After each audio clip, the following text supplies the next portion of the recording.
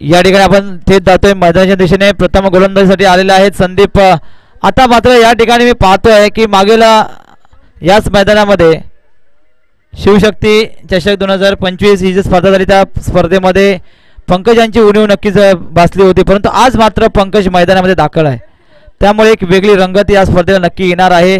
दुसऱ्या बाजूने जर आपण पाहिला तर फरारी कुलस्वामिनी फरारी संघामध्ये देखील संकेत मोगरे हा देखील अनुभवी खेळाडू आहे. असे ज्या वेळेस हे फरारे असेल देगाव असेल या संघामध्ये असे अनुभवी ज्यावेळी खेळाडू असतात, एक ताकदवान खेळाडू असतात, एक बलाढ्य संघ या ठिकाणी आपल्याला पाहायला मिळतोय. त्यांच्यामध्ये जी रंगत आहे, जी मजा आहे या खेळण्याची, जो सामना पाहण्याची, ती वेगळी आपल्याला पाहायला मिळेल. या ठिकाणी सुंदर गोलंदाजीसाठी सज्ज असेल तो संदीप. स्ट्राईक वरती मात्र पोहोचलाय डावखुले फलंदाज साहिल.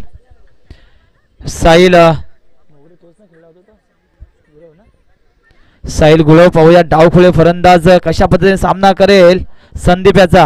हो क्या बात आहे, जबरदस्त. या ठिकाणी मला वाटतंय समालोचन कक्षाच्या दिशेने चेंडू भिरकावला होता, परंतु चेंडू मात्र आतमध्ये थांबला आणि या ठिकाणी 4 धावा न घेता मात्र साहिलला 2 धावा घेता आल्या. सुंदर असा फटका या ठिकाणी लगावला गेला होता, परंतु या पद्धतीने या ठिकाणी जर आपण पाहिलं तर 2 धावा घेण्यामध्ये रोखून ठेवलंय. सुंदर क्षेत्ररक्षण पाहायला मिळालं VFC देगाव संघाकडून. चला नाणेफेकीसाठी यायचंय दत्तमाऊली नाट्य संघ, राजेवर्य दाबील नाणेफेकीचे त्वरित यायचंय. या ठिकाणी मात्र या ठिकाणी हा चेंडू फेकला जातोय आणि इथे येतोय मोठा झटका, मोठा गडी या ठिकाणी बाद होता डावखुले फलंदाज. आणि या ठिकाणी जर आपण पाहिलं तर सुंदर गोलंदाजी पाहायला मिळते VFC देगाव संघाकडून संदीप यांच्या रूपाने. आता मात्र पाहावं लागेल एक मोठा गडी बाद झाल्यानंतर कुलस्वामिनी फरारी संघाकडून कोणाला या ठिकाणी मैदानामध्ये पाठवलं जात आहे. आता मात्र मैदानाचा ताबा घेतलाय करण. महत्वाची भूमिका असेल करण यांची, कारण पहिला सामना आहे या स्पर्धेमधला आपल्याला आपलं अस्तित्व टिकवायचं असेल, आपल्याला पुढच्या फेरीमध्ये जर प्रवेश करायचा असेल तर हा सामना मात्र आपल्याला जिंकावाच लागेल. जो संघ जिंकेल तो पुढच्या फेरीमध्ये प्रवेश करेल, जो संघ हरेल त्याला मात्र माघारी परतावे लागेल. आता मात्र दाखल होतोय तो करण आणि स्ट्राईक मध्ये सुंदर असं गोलंदाजीसाठी सज्ज असेल तो संदीप. सुंदरस या ठिकाणी आपल्याला पाहायला मिळतं योग्य लेंथ आणि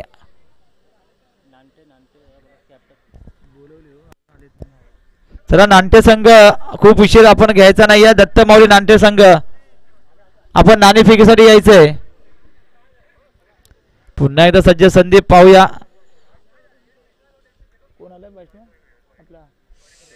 करण स्ट्राईक वरती आहे तो करण पाहूया. संकेत ला साथ देईल करण, परंतु या ठिकाणी मात्र पुन्हा हवेमध्ये चेंडू जाईल का सीमारेषे पार. येतो एक गणगणे षटकार, जबरदस्त. ज्या षटकाराची आपण सर्वजण आतुरतेने वाट पाहत होतात, कुठेतरी षटकारांची आतिषबाजी होणं देखील महत्वाचं होतं, कारण कुलस्वामीने फरारी संघाची धावसंख्या थोडीशी मंदावलेली होती, परंतु जोपर्यंत स्ट्राईक वरती करण आणि नॉन स्ट्राईक वरती संकेत अजूनही मैदानामध्ये सज्ज आहेत, नक्कीच संघाची वाढती धावसंख्या नेऊन ठेवतील यात मात्र शंका नाहीये. सुंदर गोलंदाजी केली होती संदीप यांनी, परंतु आता मात्र या चेंडूवरती एक मोठा फटका आला, मोठं प्रेशर, मोठं दडपण नेऊन ठेवले संदीप वरती. पाहावं लागेल पुढील चेंडू संदीप यांचा सामना करेल तो करण. हो हो क्या बात आहे, परंतु हवेमध्ये चेंडू पुन्हा एकदा चेंडूवरती येतोय आणि या ठिकाणी मात्र एक धाव तर नक्कीच घेतले, 2 धावा धावून घेतल्यात. या 2 धावेच्या मदतीने धावसंख्येत भर पडते, धावसंख्या पोहोचते 11 धावा. मला वाटतं पहिलं षटक समाप्त होते का पाहावं लागेल. पहिलं षटक समाप्त, पहिल्या षटकाच्या समाप्तीनंतर धावसंख्या पोहोचते 11 धावांवरती आणि यामध्ये करण्याचा महत्वपूर्ण एक षटकार देखील सामील आहे. या षटकाच्या मदतीने देखील धावसंख्या पोहोचले 11.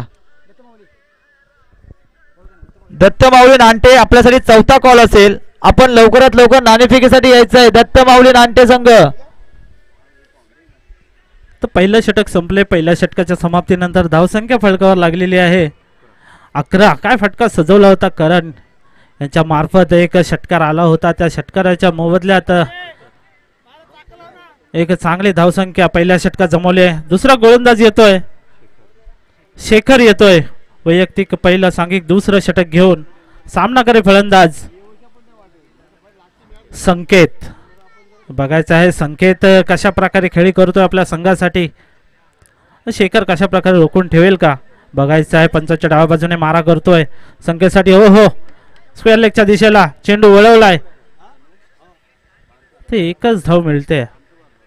एका धावेवर समाधान मानतोय करण आणि संकेत. एका धावेने धावसंख्येत वाढ होते. धावसंख्या झाली आहे 12. एका गाडीच्या मोबदल्यात फरारे संघ धावा जमवतोय. देगाव संघाकडून चांगली सुरुवात म्हणावी लागेल कारण एक षटकार सोडला तर चांगलीच गोलंदाजी झाली आहे. ओहो पुन्हा एकदा लॉंगऑफच्या दिशेला चेंडू ट्रॅव्हल होतोय. फेकीपर्यंत एकदा पूर्ण केले. दुसऱ्याचा प्रयत्न. ओहो चांगला थ्रो.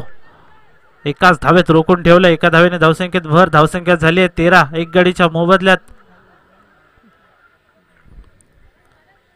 शेखर सुद्धा चांगली गोलंदाजी करतोय परंतु एक दोन धावेने मात्र आपल्या धावसंख्येत भर करतोय तो मात्र करण आणि संकेत. संकेत बघायचं मोठा फटका येईल का या षटकामध्ये. येणारी वेळ ठरवेल. ओहो भिरकावून दिलाय लॉंगॉनच्या दिशेला. चेंडू ट्रॅव्हल होतोय आणि मात्र चेंडू दिशा भूल करतोय क्षेत्ररक्षकाची. चेंडू जातोय सीमा रेषा पार. चौकार. आता जो नाणेफेकीचा गोल या ठिकाणी उडवला गेला. राज्य वॉरियर्स दाबीर वर्सेस दत्तमाऊली नांटे. यामध्ये राज्य वॉरियर्स दाबीर या संघ नाणेफेकीचा गोल विजय झालेला आहे आणि प्रथम काय घेतलेले हे आपल्याला पाहावं लागेल.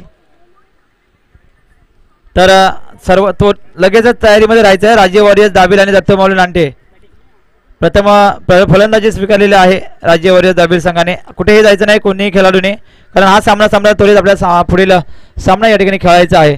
या ठिकाणी आपण काय पाहतो तर या ठिकाणी संकेत मोगरे यांच्या बॅटमधून चौकारांची आतिषबाजी होते. पुढील चेंडू. हो हो क्या बात आहे. सुंदर गोलंदाजीचा नजारा पाहायला मिळतोय. तेढे यष्टीरक्षकांच्या प्रवीण बारे यांच्या हातामध्ये चेंडू आहे. खूप असा मोठा अनुभव ज्यांना आम्ही अनेक वर्ष पाहतोय या क्रिकेट मैदानामध्ये. प्रवीण बारे त्याच पद्धतीने अजूनही मैदानामध्ये सुंदर असं क्षेत्ररक्षण पाहायला मिळतं. सुंदर असं या ठिकाणी यष्टीरक्षक म्हणून ते काम पाहत आहेत. गोलंदाजी या ठिकाणी पाहतोय. पुन्हा एकदा सज्ज पाहूया सामना करेल तो संकेत मोगरे. आखूड टप्प्याचा चेंडू न समजला चेंडू थेट यष्टीरक्षकाच्या हातामध्ये. सुंदर गोलंदाजी या ठिकाणी पाहायला मिळते. शेखर. खरोखर शेखराच्या गोलंदाजीला दाद द्यावी लागेल कारण संकेत सारख्या या नामवंत फलंदाजाला मैदानामध्ये रोखून ठेवणं देखील सोपं काम नाहीये परंतु अवघड काम सोपं करतोय. आपल्या सुंदर गोलंदाजीतून नजारा पाहायला मिळतोय शेखर यांच्या. पाहूया पुढील चेंडू. आता मात्र संघर्ष करावा लागेल परंतु क्या बात आहे क्या बात आहे. बॅक टू बॅक 3 चेंडू या ठिकाणी निर्धाव फेकले जात आहेत शेखर यांचे आणि मला वाटतंय पंचांचा देखील इशारा येतोय. षटक समाप्त. 2 षटकाच्या समाप्तीनंतर कुलस्वामीने फरारी संघाची धावसंख्या पोहोचते 17 धावा. खूपच चांगली गोलंदाजी होती. 2 षटकामध्ये 17 धावा जमवल्यात. मला वाटते या ठिकाणी बघा आपल्या सर्वांसाठी पुन्हा एकदा वारंवार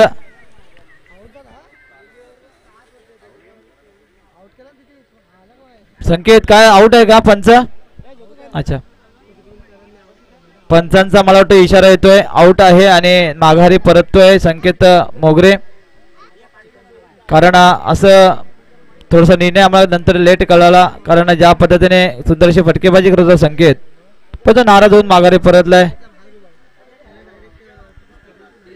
ते इथे जेवणाची उत्तम सोय केलेली आहे भगवान दादा पाटील यांच्या मार्फत. तर कोणाला भूक लागली असेल तर प्रथम आपलं भोजन ग्रहण करून घ्यायचं आहे कारण ज्याला कोणी प्रेक्षक असो खेळाडू असो ज्याला भूक लागलेली असेल त्याने प्रथम जेवण करून घ्यायचं आहे. जेवणाची सोय केलेली आहे. जेवण सुद्धा तयार आहे. संकेत याच्या जागा सांभाळण्यासाठी होतोय फलंदाज उमेश.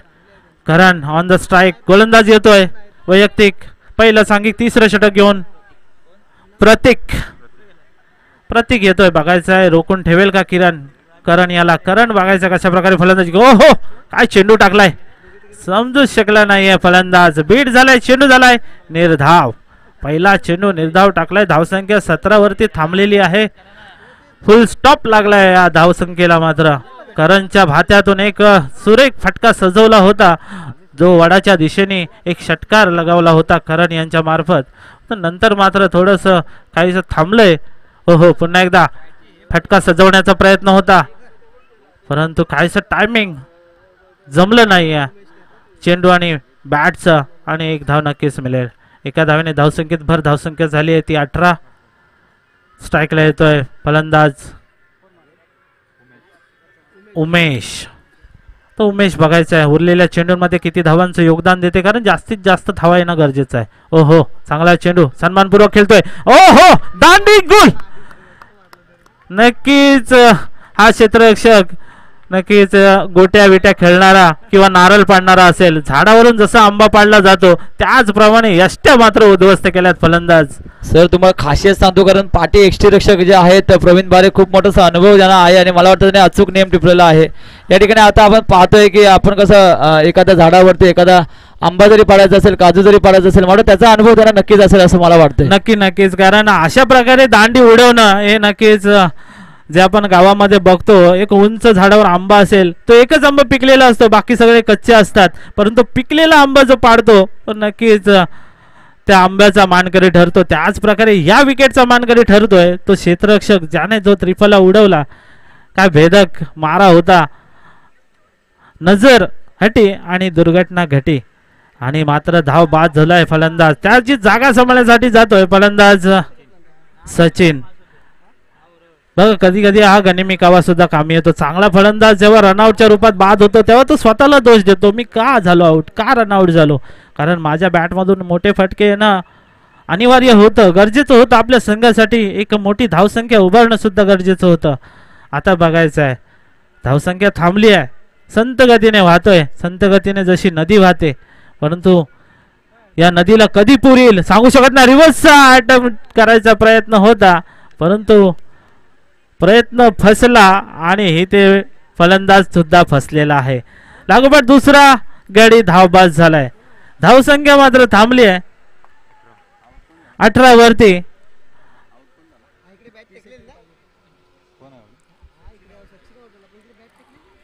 सचिन मात्र धावबाद. Back to the pavilion. Sachin मात्र बाद होतोय. बघा कशा प्रकारे जेव्हा एक गडी जसा रोहित शर्मा बाद झाल्यानंतर जी गाळण होते त्या प्रकारे जेव्हा आपला सलामीचा फलंदाज बाद झाल्यानंतर प्रत्येक फलंदाज येऊन हजेरी लावून जातोय. कधी धावबाद तर कधी डायरेक्ट हिट करतोय क्षेत्ररक्षक.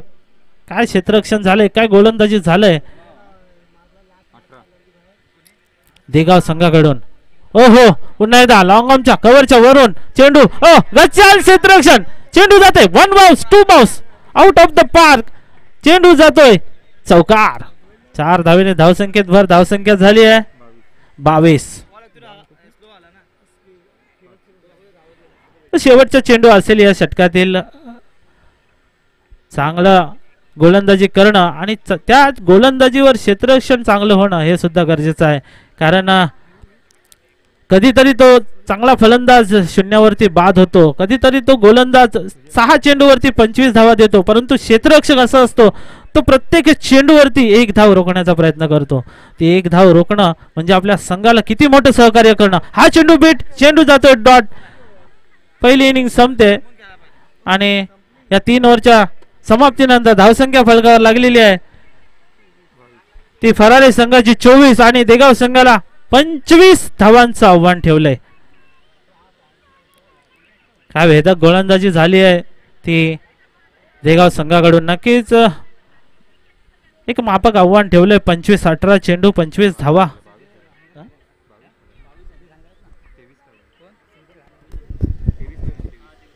या ठिकाणी आजच्या स्पर्धेत ज्यांचं आगमन झालेलं आहे सन्माननीय सिद्धोजी घाणेकर साहेब.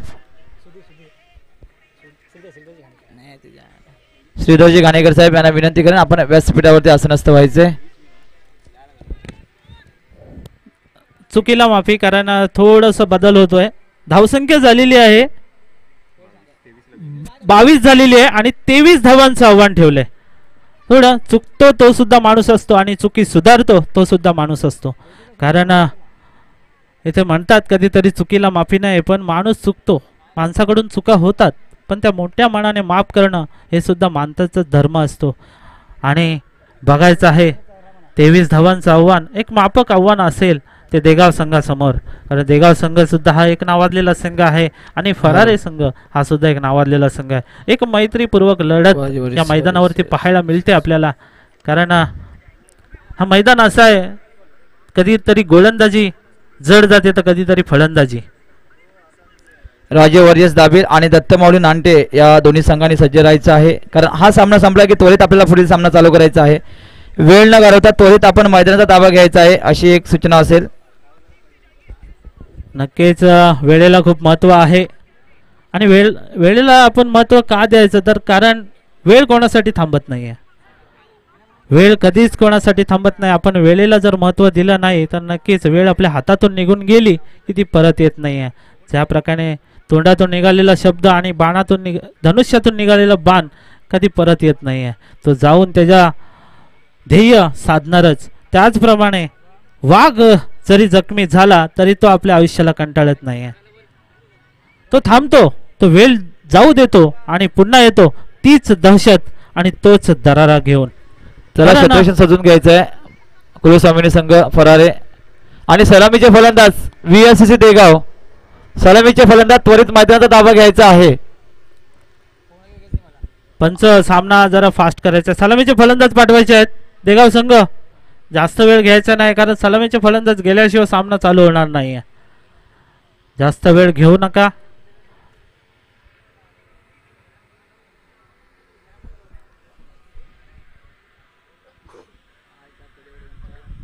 देगाव संघ वेळ खूप चाललाय तुमचा. आणि पुन्हा एकदा मी सूचना देतो, जेवणाची व्यवस्था केलेली आहे. ज्याला कोणी भूक लागली असेल त्याने आपलं भोजन ग्रहण करून घ्यायचं आहे.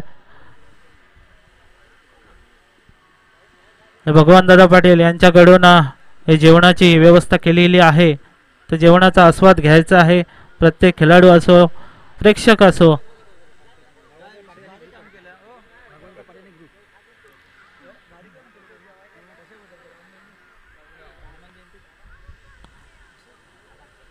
तर सलामीचे फलंदाज देगाव संघाकडून गोलंदाज येतोय प्रथमच पहिलं षटक घेऊन.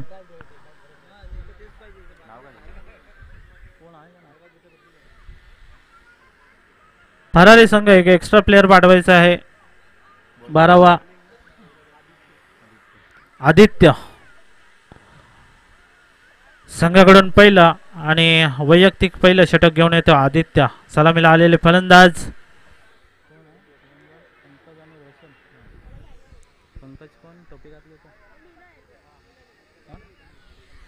पंकज आणि रोशन. स्ट्राईकला खेळेल पंकज, नॉन स्ट्राईकला खेळतोय तो रोशन. बघायचं आहे, एक माफक आव्हान आहे, परंतु चांगली गोलंदाजी झाली तर ह्या धावा सुद्धा डिपेंड करू शकतो फरारी संघ. कारण आता मात्र उन्हाचा तापमान वाढलंय आणि या तडपत्या उन्हात खेळणं, धावा बनवणं, धावा धावणं खूप कठीण जात असतं. एक एक धाव खूप लाख मोलाची असते. पहिला चेंडू पंचांच्या डावा बाजूने. ओ हो, काय चेंडू होता, शरीराचा वेध घेतोय, चेंडू जातोय निर्धाव. चांगली सुरुवात, चांगलं श्री गणेशा होतोय. पहिला चेंडू निर्धाव टाकतोय तो आदित्य. एक उभरता हुआ सितारा, एक उदयमुख खेळाडू असा बघायचा आहे. चांगलं फ्युचर असेल या गोलंदाजाचं नक्कीच. काय गोलंदाजी करतोय, पहिला चेंडू दाखवून देतोय कशा प्रकारे गोलंदाजी होईल आदित्य याची. पुढील चेंडू ओहो, फॉलो थ्रो मध्ये झेल टिपण्याचा प्रयत्न अपयशी ठरला. चेंडू ओहो, अडवलाय. 2 धावा रोखू शकत नाही आहेत. 2 धावे समाधान होतोय. 2 धावेने श्री गणेश होतोय तो देगाव संघाचा. 23 धावांचा पाठलाग करत असताना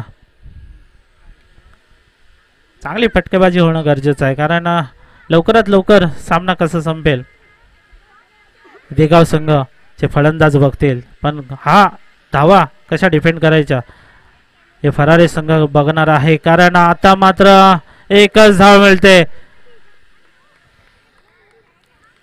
ते पंकज याला. रोशन पहिल्यांदा स्ट्राईकला खेळतोय.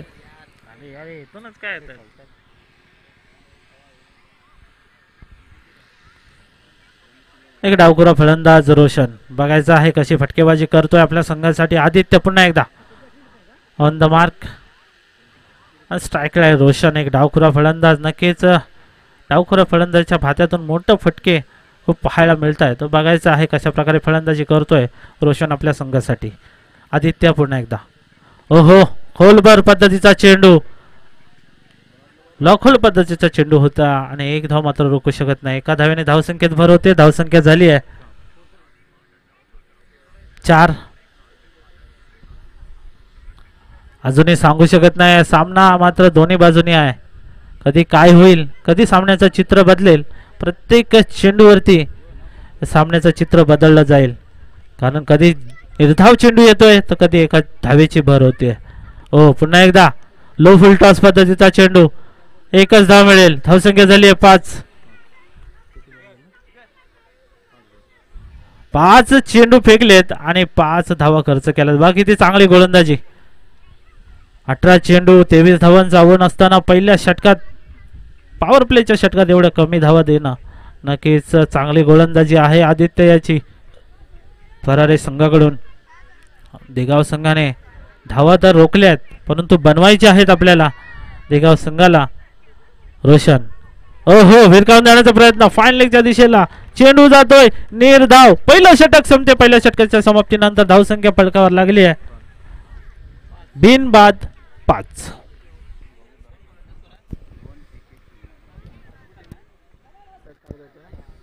खरोखरच दाद द्यावी लागेल सर. कारण काय माहिती आहे का, आता गोलंदाज होता तो आदित्य गुरव. एक अनुभवी, जास्त जरी अनुभव नसला तरी आताच्या या नवीन पिढीतील हा नवीन युवक आहे. खरोखर सुंदर गोलंदाजी आपण पाहिली. धावसंख्या असं वाटलं होतं की खूप कमी धावसंख्या आहे, खूप कमी धावसंख्या असताना देखील कशा पद्धतीने या ठिकाणी रोखून ठेवलं जाईल BSC देगाव संघाला. परंतु मैदानामध्ये प्रकाशजी गुरव साहेब यांना देखील आम्ही या ठिकाणी मिस करतोय. कारण त्यांचा चिरंजीव या ठिकाणी गोलंदाजी करतायत आणि ते गोलंदाजी करत असताना देखील त्यांची उणीव या ठिकाणी नक्कीच ते भरून काढतायत. कारण धावसंख्या फक्त झाली ती 5 धावा. कारण 6 चेंडू या ठिकाणी फेकले गेले आणि सुंदर अशी गोलंदाजी या ठिकाणी पाहायला मिळाली. स्ट्राईक वरती पंकज आणि नॉन स्ट्राईक वरती रोशन अशी सलामीची जोडीला या ठिकाणी रोखून ठेवणं देखील थोडं सोपं काम नाही आहे. परंतु सुंदर अशी गोलंदाजी या ठिकाणी केली गेली. फक्त 5 धावा दिल्या गेल्या. आता मात्र नवीन गोलंदाज ज्याच्याकडे खूप मोठासा अनुभव आहे तो गोलंदाज मैदानामध्ये दाखल होतोय. दुसरं षटक घेऊन संकेत मोगरे आणि स्ट्राईक वरती मात्र पोहोचलाय पंकज सावरकर. पुन्हा एकदा ही अतितटीची लढत आपण पाहतोय. कोणत्या संघातील कोणता खेळाडू हा सरस ठरेल, बाजी मारेल, पुढे जाईल आपल्या संघाला घेऊन आणि कोणता संघ या ठिकाणी पराभूत होऊन माघारी पडतील अशी महत्त्वपूर्ण ही लढत होते. कुलस्वामींनी फरारे संघ वर्सेस VLCC देगाव संघ या दोन्ही संघांमध्ये. स्ट्राईक वरती मात्र आहे पंकज सावरकर आणि दुसरा षटक घेऊन आलाय संकेत मोगरे. खूप मोठासा अनुभव या दोन्ही खेळाडूंमध्ये. कोणता खेळाडू या ठिकाणी सक्सेस ठरेल, कोणता खेळाडू या ठिकाणी अनसक्सेस होईल हे देखील पाहावं लागेल. पुन्हा सज्ज संकेत याच्यावरती देखील तेवढीच मोठी जबाबदारी असेल. ज्या पद्धतीने आता सुंदर गोलंदाजी केली होती आदित्य यांनी, सुंदर गोलंदाजी केली होती. खरोखरच अभिनंदन करावं अशा गोलंदाजांचं. तशाच पद्धतीने या ठिकाणी गोलंदाजी पुन्हा करावी लागेल. ओ क्या बात आहे. या ठिकाणी मात्र संकेत यांच्या पहिल्या चेंडूवरती सहर्ष स्वागत केले पंकज सावरकर यांनी. आणि आता मात्र पंकजला थांबणं तेवढं सोपं नाहीये. परंतु आदित्यने मात्र थांबवलं होतं.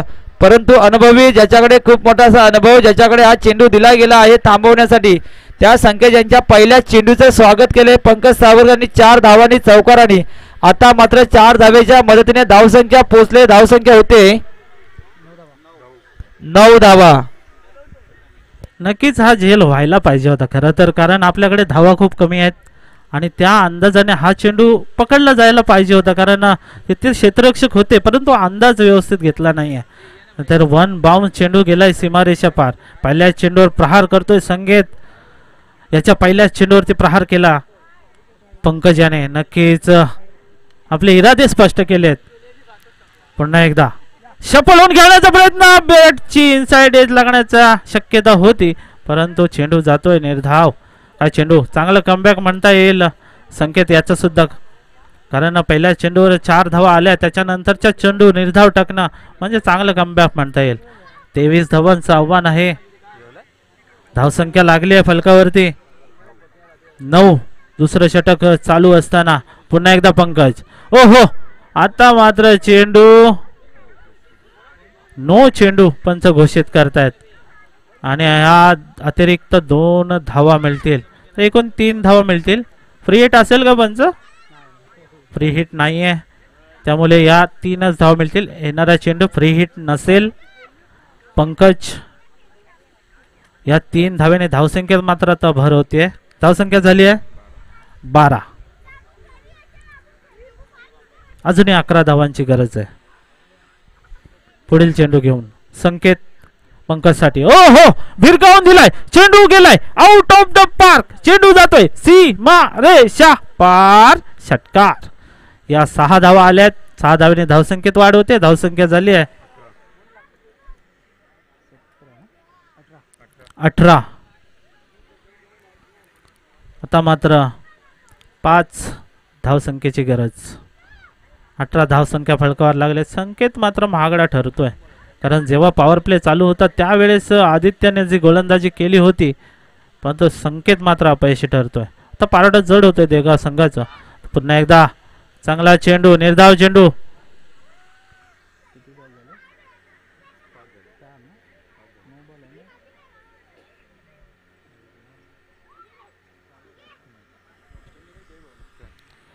अजून 2 चेंडू शिल्लक आहेत या षटकातील. तर 7-8 चेंडू आणि 5 धावांची गरज. चेंडू हवेत उडालाय, क्षेत्ररक्षक चेंडूच्या खाली येतोय आणि आता मात्र Pankaj back to the pavilion. लागणारा पहिला धक्का देगाव संघाला. चांगलं कमबॅक होईल का? हा टर्निंग पॉइंट ठरेल का? येणारी वेळ ठरवेल, कारण चेंडू शिल्लक आहेत 7 आणि धावा जिंकायला पाहिजे 5. कधी कुठे सामना झुकेल सांगू शकत नाही आहे, कारण प्रत्येक चेंडू या सामन्याचं चित्र बदलतोय. ही विकेट जर टर्निंग पॉइंट ठरली तर येणारी वेळ खूप वाईट असेल ती देगाव संघासमोर, कारण त्याच्यानंतर 5 धावा सुद्धा प्रेशरमध्ये असतील, कारण तितका चांगला हुकमी गोलंदाज सुद्धा असेल शेवटचं षटक घेऊन. शेवटचा चेंडू या षटकातील. 7 चेंडू आणि जिंकण्यासाठी 5 धाव्यांची गरज.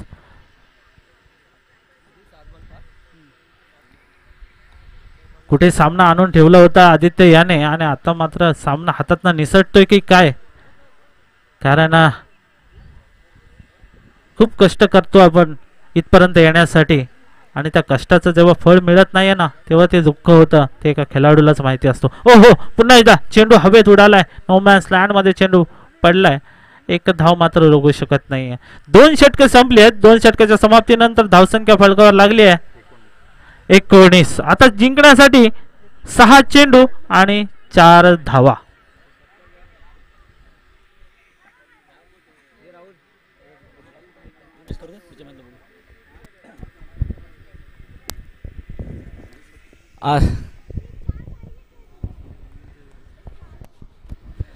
आता ज्यांचं या ठिकाणी आगमन झालेलं आहे असे अजिंक्यतारा पंचक्रोशी क्रिकेट मंडळाचे सरचिटणीस आणि आमचे परम मित्र, एक उत्तम समालोचक जे माझ्यासोबत या स्पर्धेमध्ये पुढे जोडले जाणार आहेत, राहुलजी मांजरेकर यांच्यासाठी देखील जोरदार टाळ्या झाल्या पाहिजेत. त्यांचा देखील आवाज आपल्यापर्यंत पोहोच होईल.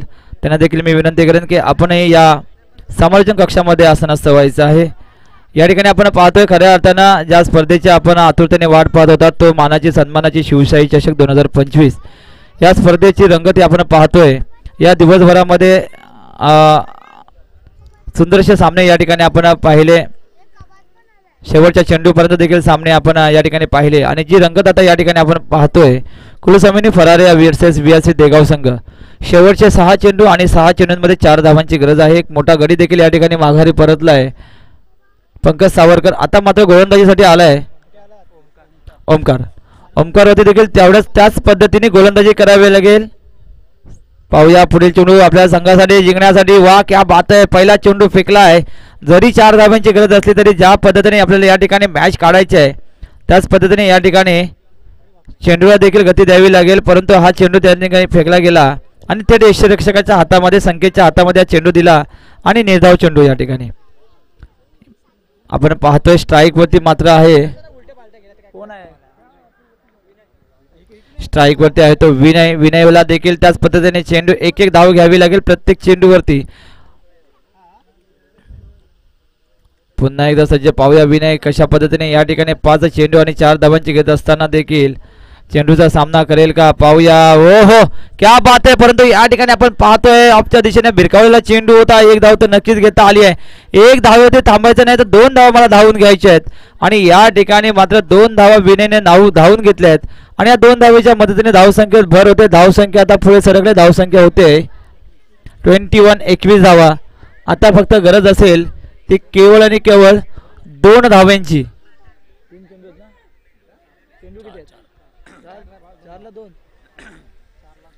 4 चेंडू 2 धावांची गरज. VRCC देगाव या संघाच्या बाजूने झुकलेला हा सामना असं म्हणावं लागेल. परंतु क्रिकेट आहे. क्रिकेटच्या या क्षेत्रामध्ये शेवटच्या चेंडूपर्यंत देखील मॅच आपण पाहिले असतील. 4 चेंडू आणि 2 धावांची गरज. पुढील चेंडू बघूया पुन्हा एकदा सज्ज असेल आणि या ठिकाणी हा योग्य दिशा दिले परंतु एक धाव तर नक्कीच घेतले. या एका धावेच्या मदतीने देखील धावसंख्या सरकले. आता मात्र विजयाची आस्था या ठिकाणी लागलेली आहे कारण केवळ 1 धावची गरज आहे. आता मात्र स्ट्राईक वरती पोहोचला आहे. धावखोळे फलंदाज रोशन हा नक्कीच मॅच विनर शॉट या ठिकाणी खेळेल आणि संघाला विजय हासिल करेल. पाहूया पुढील चेंडू. 1 धावेची गरज. हो क्या बात आहे. या